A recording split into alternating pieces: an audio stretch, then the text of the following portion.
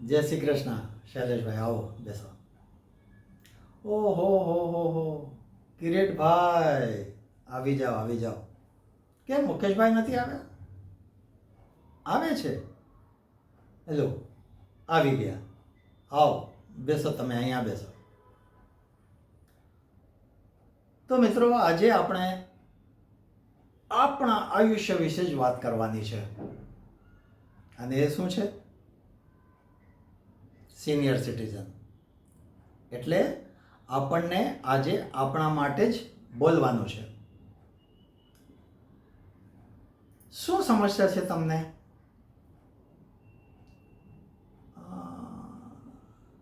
એકાંતપણું ગંભીર સમસ્યા છે. શૈલેષભાઈ, તમને? સ્વાસ્થ્યની, હેલ્થ. ચાલો મુકેશભાઈ, તમારું? શું વાત કરો છો? કોઈ પ્રોબ્લેમ નથી, કોઈ સમસ્યા નથી? કેમ? અચ્છા, પોતાને એડજસ્ટ કરી લીધું છે. અને આ જ વાતની ચર્ચા હું કરવા ઈચ્છું છું. આજે જે જનરેશન છે આપણા માટે, જો હવે આપણે આપણું આયુષ્ય તો જીવી લીધું ને, આપણા મરજી પ્રમાણે જીવી લીધું. હવે આ જનરેશન જે છે એ પોતાના ઈચ્છાથી જીવવા ઈચ્છે છે. એમાં આપણને શું પ્રોબ્લેમ છે? આપણે વૃદ્ધ થયા અને દરેકને વૃદ્ધ થવાનું છે. કેમ મુકેશભાઈ? દરેકને વૃદ્ધ થવાનું છે. પણ પોતાને વૃદ્ધ માની લેવું કે ન માનવું એ તો આપણા હાથમાં છે. મુકેશભાઈએ માન્યો નહીં, એ પોતાનું એડજસ્ટ કરી લીધું છે. પોતાને આવું જ કરવું છે આપણને.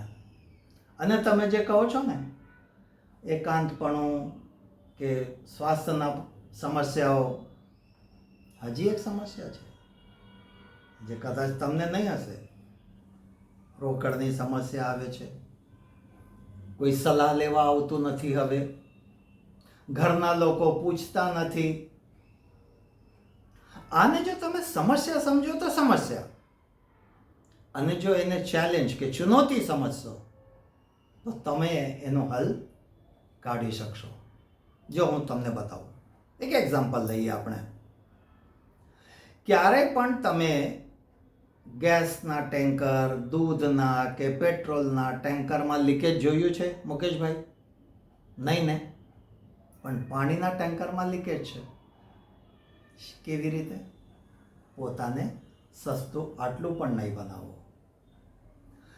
અને એકાંત હોય કે સ્વાસ્થ્ય હોય, જે તમે વાત કરો છો ને, એના ઘણા ઉપાયો છે. મોર્નિંગ વોકમાં જાઓ. હવે એના બે ફાયદા,